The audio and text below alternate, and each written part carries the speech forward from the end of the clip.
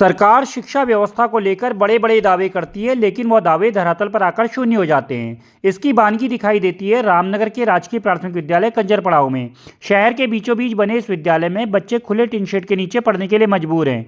सबसे हैरत की बात है कि जिस टीन शेड के नीचे बच्चे पढ़ रहे हैं वह कब गिर जाए इसका अंदाजा लगाना भी मुश्किल है। वर्ष 2005 से शिक्षा गारंटी केंद्र के रूप में संचालित यह विद्यालय वन विभाग की जमीन में 2007 में बना है। सरकारी होने के बाद भी स्कूल की स्थिति जैसी पहले थी वैसे ही अब है। पढ़ने के लिए कक्षा कक्ष तक नहीं है। हालांकि मंदिर परिसर में चल रहे इस विद्यालय में हाल में ही 2 बड़े कमरे विधायक निधि से बने हैं, लेकिन वह मंदिर समिति के लिए बने हैं, स्कूल के उन मासूम बच्चों के लिए नहीं।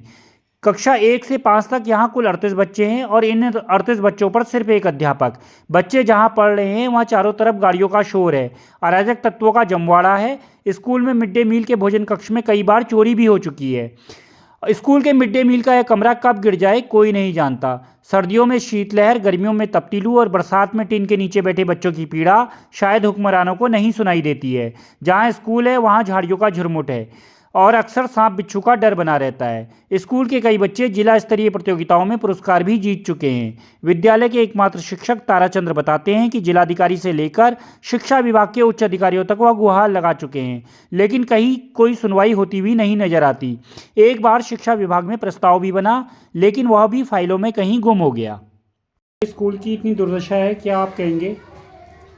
सर 2005 से पढ़ा रहा हूँ और मैंने सर बहुत कार्रवाई करी। जो 5-7 फाइलें बनाई हैं मैंने भू वैज्ञानिक के लिए, भू वैज्ञानिक की रिपोर्ट भी मैंने बना दी इसमें। उस एसडीएम से लेकर पटवारी 2-2 डीएम के सबके साइन कर दिए, लेकिन वो लैंड ट्रांसफर की फाइल मेरे साथ दबा दी गई जी। देहरादून भी, नैनीताल भी कोई सुनवाई नहीं, कुछ नहीं। अब बच्चे पढ़ रहे हैं, मैं पढ़ा रहा हूँ। यहाँ मैं इंचार्ज प्रधानाध्यापक हूँ। सारे बच्चों को मैं अकेले देखता हूँ, बच्चों को दूध पिलाना, खाना खिलाना। कुल कितनी छात्र संख्या है यहाँ पे? इस समय 38 है। और कक्षा 1 से 5 तक सभी? और छोटे बच्चे भी हैं? छोटे भी हैं। अच्छा, सब एक साथ ही पढ़ते हैं? सब एक साथ। उनकी क्लास बनाया था 5 वाली, 4 वाली, 3 वाली, 2 वाली, 1 वाली करके सबको अलग अलग काम देगा तब मैं। अच्छा, आपने उच्च अधिकारियों से भी शिकायत करी इस बारे में? जी, तो क्या कहा उच्च अधिकारियों ने आपसे? डीएम महोदय से करी थी, उन्होंने प्रपोजल मांगा था वन विभाग वालों से, इन्होंने दिया ही नहीं प्रपोजल। अगर ये देते तो मैं तो पूरा टीन शेड बना दे। विधायक जी ने एक टीन शेड आगे बना रखा है, एक मंदिर बना दिया, एक इधर बना दिया, लेकिन स्कूल के लिए कोई सुनवाई नहीं। तो चोरी भी करी है, चावल भी चुराया, सिलेंडर भी चुराया और तोड़फोड़ कर देते हैं। अच्छा। और एक उमेश शर्मा नाम का व्यक्ति है जिसने जमीन घेर रखी थी यहाँ पर ना वन विभाग की, तो वो भी साहब मुझे कम से कम 20 साल से परेशान कर रहा है, बहुत ज्यादा। अच्छा। वो आए दिन क्या करता है, 15 अगस्त 26 जनवरी में हाथ में धाक की धमकी, और उसी से अधिकारी डरे हुए हैं, उस चक्कर में ये स्कूल नहीं बन पा रहा है।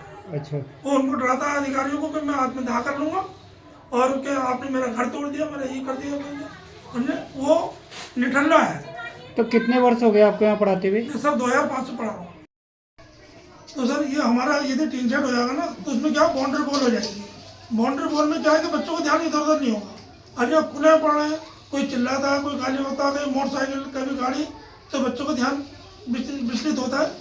और उसके बावजूद भी सर मेरे यहाँ स्ट्रेंथ बहुत अच्छी है बच्चों की, और जगह 10-10 बच्चे हैं, 3-3, 4-4 टीचर हैं, 5-5 टीचर हैं, लेकिन मैं अकेला होते हुए भी सर ये मेरा चैलेंज और गारंटी है कि आप मेरे बच्चे से जो चाह पढ़वा लें, जो चाह पूछ लें। और उनकी राइटिंग देखिए आप बहुत अच्छी है। बस मुझे फख्र है कि गरीब बच्चे जो मेरे ज़मीन से जुड़े हुए हैं और बहुत मेरे साथ बहुत अच्छा काम कर रहे हैं, क्योंकि मैं उनको परिवार की तरह पढ़ाता हूँ और साथ उनके साथ व्यवहार करता हूँ, मारता भी नहीं हूँ।